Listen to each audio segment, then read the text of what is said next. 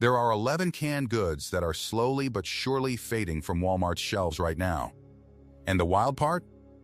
Most folks shopping there every single week have absolutely no clue it's already underway. And no, this isn't about some massive product recall. It's not a supply shortage in the traditional sense either. What's actually going on is way more subtle than that.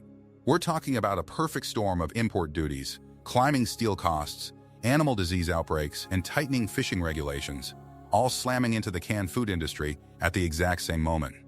And here's the sneaky part. Walmart doesn't have to yank a product off the shelf with a big announcement. They just quietly stop reordering certain sizes, certain brands, and certain varieties that no longer make financial sense.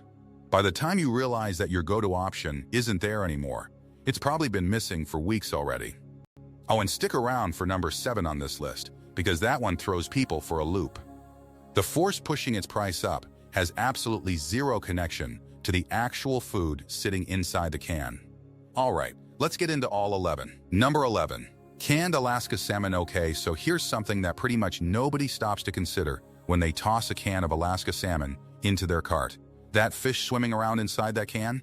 It began its journey through life somewhere between 3 and 7 years ago. And here's what makes this so fundamentally different from nearly every other grocery item you'll ever pick up. Absolutely nothing. Not skyrocketing demand, not inflated prices, not a single boardroom decision made this calendar year can alter how many of those fish actually exist right now. Think about it this way. If beef or chicken gets more popular, ranchers and farmers can ramp up production. They can breed more animals, expand operations, and eventually meet the demand. Wild salmon? You can't manufacture wild salmon. The number of fish available was essentially decided years ago by nature itself, long before any grocery chain ever placed an order. Here's how it works. Alaska's fishery management authorities determine harvest limits based on the number of salmon that actually return to their home rivers to reproduce. That figure isn't driven by economics or market trends. It's a purely biological outcome, the result of ocean conditions, predation, and environmental factors that played out over the course of years. So when consumer appetite for salmon keeps growing, and believe me, it absolutely is growing, the supply simply cannot keep pace. We're not talking about a delay of a few weeks or months. The gap between demand and supply is measured in years, tied to the salmon's own life cycle. And even in seasons when the fish supply itself holds reasonably steady, all the costs that come after the catch refuse to sit still.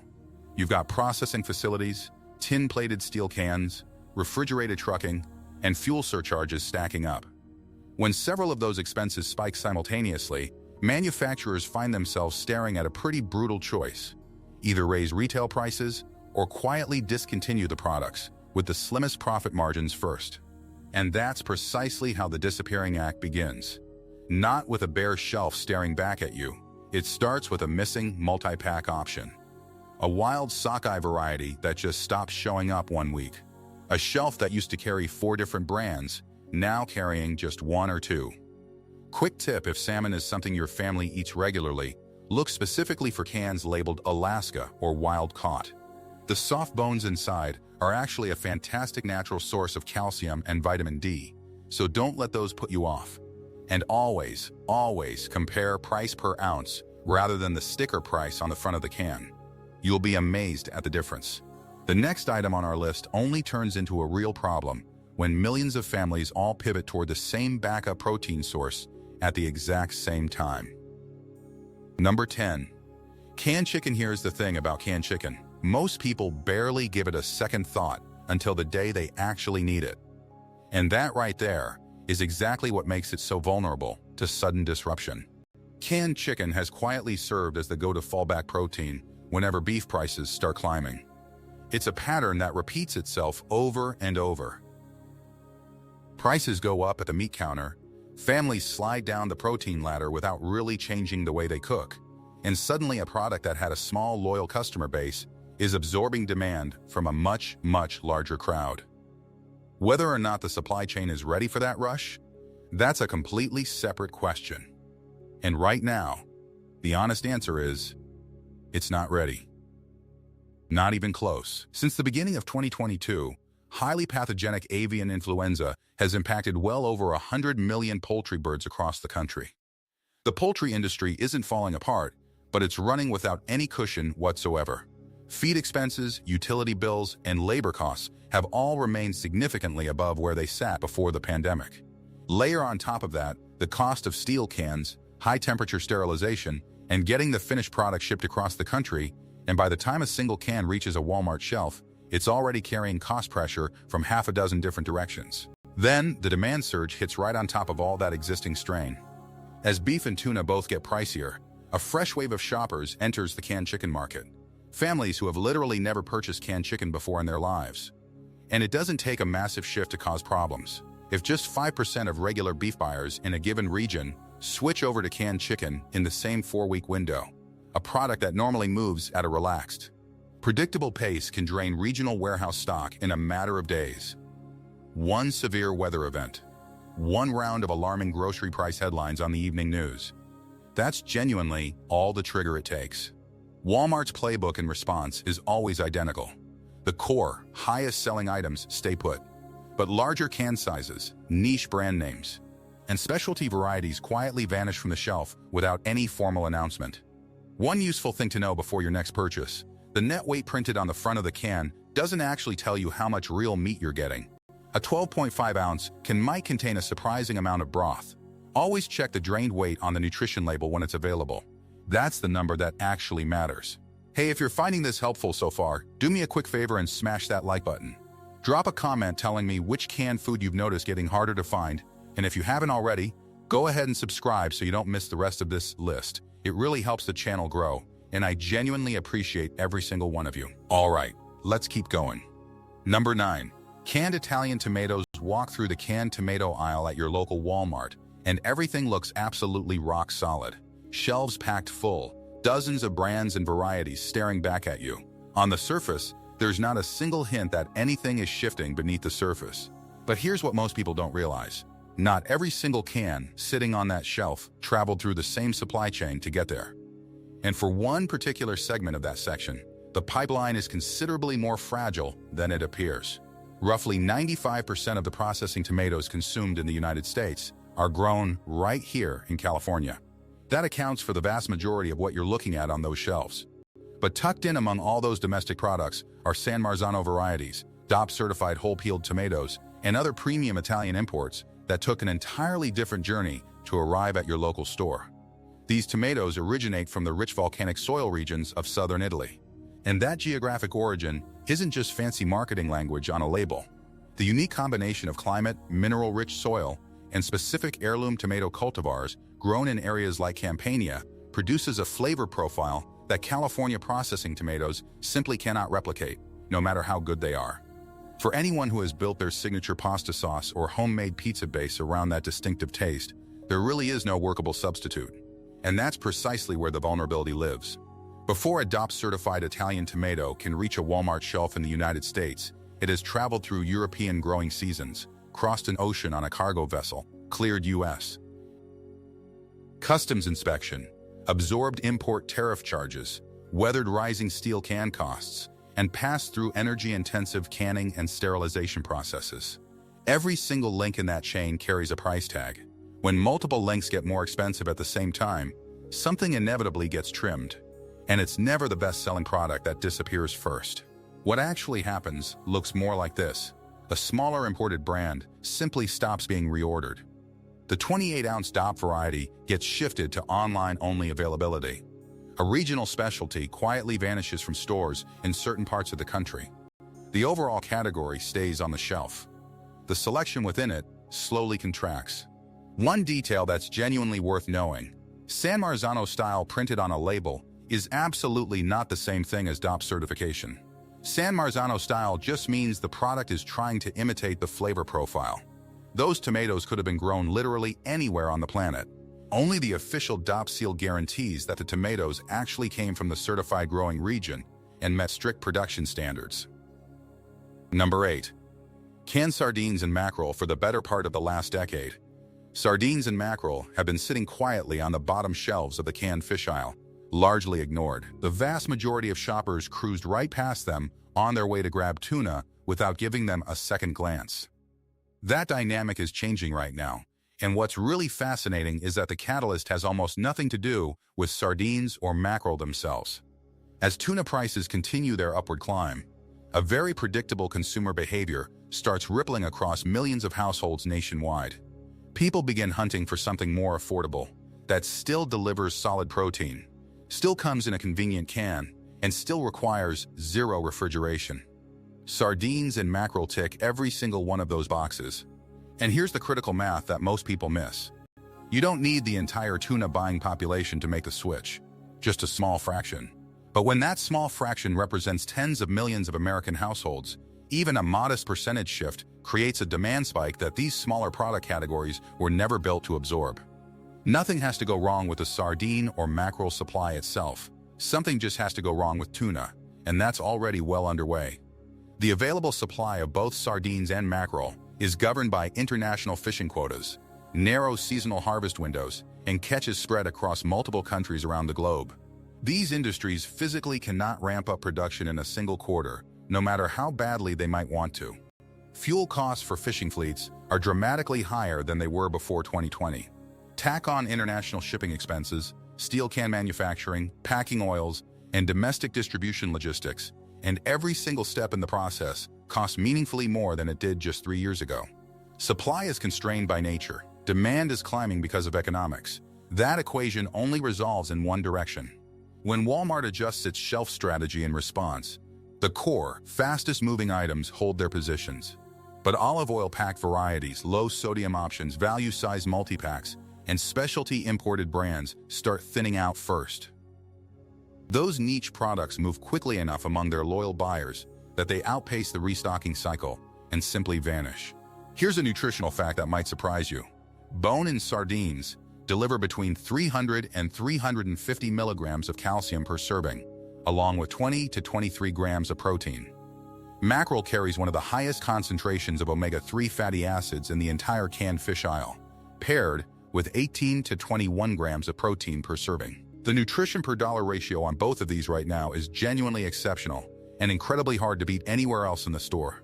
These two products perfectly illustrate how something can go from completely overlooked to surprisingly hard to find without a single thing going wrong in their own supply chain. Quick reminder, friends, if you're enjoying this deep dive, tap that like button for me, leave a comment with your thoughts, and hit subscribe if you haven't yet. It takes literally 2 seconds, and it makes a huge difference. Now let's talk about number 7, because this one is going to make you look at a familiar product in a completely new way. Number 7. Evaporated milk. Most folks don't give evaporated milk a moment's thought. Same spot on the shelf, same recognizable label, same sturdy little can it's been packaged in for generations. Everything about it screams stability and permanence. But number 7 is genuinely unlike every other product on this entire list, and the distinction is really worth wrapping your head around. Every other item we've covered so far has been dealing with pressure coming from one primary direction. Maybe a biological supply limitation, maybe a complex international supply chain, maybe an unexpected demand shift from a neighboring product category. Evaporated milk is getting squeezed by two completely unrelated industries at the same time, and both of them are trending in the wrong direction simultaneously. Let's start with what's happening in dairy. Over the course of the last half-century, the total number of active dairy farms in the United States has plummeted by more than 95%. We've gone from millions of operating dairy farms down to approximately 24,000 that are still producing at meaningful scale today. The farms that survived that consolidation wave are now shouldering dramatically higher feed costs, electricity expenses, and labor bills. And because fresh milk has to be processed almost immediately after it's collected from the cow, even a short-lived spike in energy prices translates directly and unavoidably into higher production costs. But here's the layer that catches almost everyone off guard. After the milk has been evaporated and concentrated down to its shelf-stable form, it still has to be sealed inside tin-plated steel cans with specialized food-safe interior coatings, sterilized at extremely high temperatures, and then shipped to distribution centers across the country. That means steel commodity pricing, the specialized interior can linings, manufacturing energy consumption, and packaging logistics are all piling additional cost onto the product before a single can ever reaches a Walmart shelf. The can itself represents a meaningful portion of the final retail price you pay at checkout. And right now, that can is getting noticeably more expensive. So picture this, two entirely separate supply chains, two independent sets of escalating costs, all converging on one humble product that looks absolutely identical to what it looked like 5 years ago from the outside. The retail level changes don't arrive overnight. What typically happens is that manufacturers absorb the higher costs for several months while they honor pricing contracts that were signed earlier in the year. It's only when those existing contracts expire and new ones get negotiated that the updated economic reality shows up, either as higher shelf prices or as a quietly narrower product selection. Organic varieties tend to go first. Low-fat options follow. Unusual can sizes and smaller regional brands thin out after that. The major national brand names hold their ground. Everything orbiting around them slowly shrinks. One genuinely important practical note: evaporated milk and sweetened condensed milk are not the same product, and they absolutely cannot be swapped for each other in recipes. Evaporated milk is completely unsweetened, with roughly 60% of its water content removed through heating. It can stand in for fresh milk in a wide variety of cooking and baking applications, and it requires zero refrigeration before you crack it open. Just make sure you're grabbing the right one. Number 6. Canned chili. A can of chili looks about as straightforward as a grocery product can get. Pop the lid, warm it up, eat it. Couldn't be simpler, right? But for that unassuming can to actually make it onto a Walmart shelf, at least 4 completely separate supply chains have to be firing on all cylinders at the same time. Protein, beans, tomatoes, spices, steel cans. A processing facility with trained workers. If even one of those links hits a snag, the cost of the finished product climbs regardless of what's happening with all the other ingredients. Let's start with the protein component. America's beef cattle herd has contracted to its smallest size since 1951. This isn't a temporary seasonal blip. It reflects years of compounding drought damage, persistently elevated feed costs, and razor-thin margins that have driven many cattle operations out of business entirely. When beef prices climb, every single can of chili that contains beef climbs right along with them. And if manufacturers try to pivot to pork as a cost management strategy, they're just trading one set of headaches for another, since hog markets carry their own brand of price volatility and disease exposure. Then you've got the supporting ingredients adding their own layers of complexity. Around 95% of U.S. processing tomatoes come from California, where drought conditions threaten crop yields every single growing season. Pinto beans are dependent on planted acreage decisions, available irrigation water, and fertilizer costs that have stubbornly remained elevated. Several of the spice blends used in chili formulations are imported from overseas, making them sensitive to tariff adjustments and international shipping cost fluctuations. And then there's the packaging sitting on top of all of that. Steel cans, sterilization energy, processing facility labor, outbound freight charges. By the time a can of chili finally lands on Walmart's shelf, it has quietly absorbed cost pressure from beef, tomatoes, beans, spices, steel, energy, and labor. Every single ingredient arrived carrying its own independent supply chain along with it. When Walmart tightens up its shelf space allocation under these conditions, the core high-volume varieties get protected. Traditional beef chili. Store brand options, the top-selling national brands. What quietly disappears first are the alternatives that fewer people buy. No bean versions, turkey chili, low-sodium options, organic varieties, extra hot formulations, and family-sized cans operating on paper-thin margins. The contraction doesn't begin with the product you personally purchase most often. It starts with everything else sitting around it on the shelf. All right, friends, we're past the halfway mark now. If you've made it this far, you're clearly someone who pays attention to what's actually going on behind the scenes at the grocery store. Show some love, hit like, drop your thoughts in the comments, and subscribe if you want to stay in the loop. Let's keep rolling through this list. Number 5. Canned corned beef. Some products on this list are things that practically every household in America purchases on a regular basis. Canned corned beef is emphatically not one of them. Tiny shelf section. Barely a handful of brands. No flashy promotions or end cap displays. The overwhelming majority of shoppers walk right past it without a second thought, week after week after week. And that very invisibility is precisely what makes it one of the most exposed and vulnerable items on this entire countdown. Consider the contrast for a moment. Canned tuna occupies an enormous section with dozens of different products from multiple competing manufacturers. If one tuna supplier runs into operational trouble, several others are right there to fill the gap. Canned corned beef has absolutely no such safety net. Remove a single supplier from the equation and the available options narrow immediately and dramatically. The first layer of pressure is beef itself. The U.S. cattle herd is sitting at its smallest size in more than 70 years. When profit margins compress across the industry, manufacturers naturally protect their highest volume, highest margin products first. Lower volume specialty items like canned corned beef get deprioritized or discontinued long before anything else does. Then there's the international import dimension. A substantial portion of the canned corned beef sold in American stores is actually imported, which means tariff rates, ocean freight costs, border inspection processing times, and steel can pricing all directly influence how reliably it gets restocked on domestic shelves. When any of those factors slow down or become more expensive, the shelf starts quietly thinning. No dramatic announcement, no recall notice, just fewer product facings. One brand where there used to be three. The exact same product readily available in one city and completely absent in another, not because of a formal shortage, but simply because the restocking rate fell below the sell-through rate. Number 4.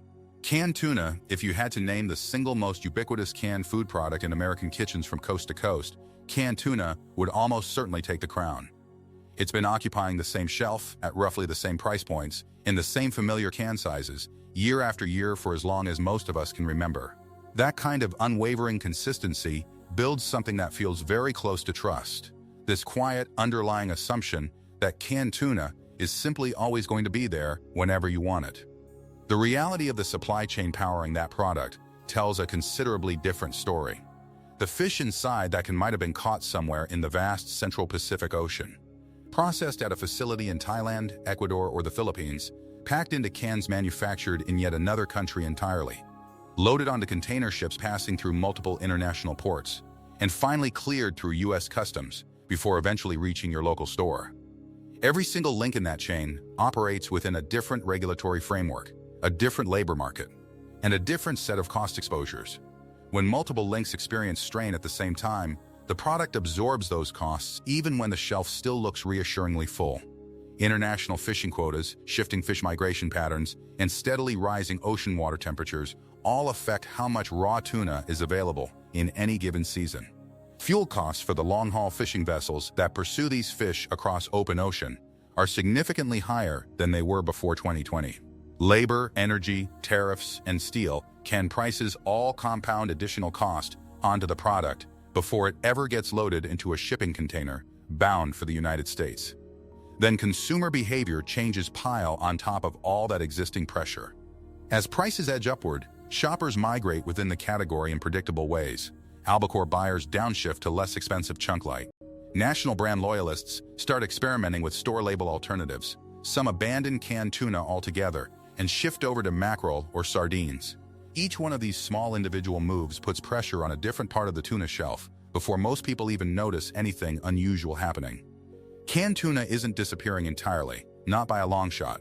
What's changing is the range of options available to you. Albacore varieties, oil-packed options, low-sodium products, multi-packs, and smaller independent brands thin out first. Store label products and the absolute highest volume national brand formats hold firm.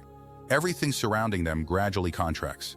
Quick buying tip: make sure you understand the differences between chunk light, albacore, and yellowfin tuna.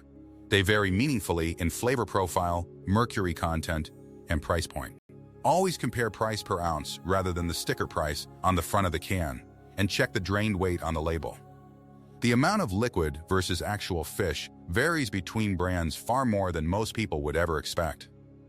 Number 3. Campbell's Soup. There are products you buy because they make practical sense. And then there are products that are woven into the actual fabric of how you grew up. For an enormous number of American families, Campbell's falls squarely into that second category. Tomato soup paired with a grilled cheese sandwich on a rainy afternoon. Chicken noodle ladled into a bowl when somebody in the house was feeling under the weather.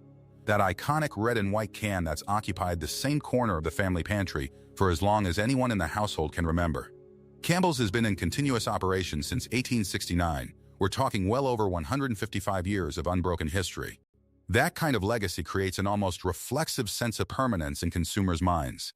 It feels like the kind of thing that simply cannot change. But here's the crucial distinction that history protects, and what it absolutely doesn't.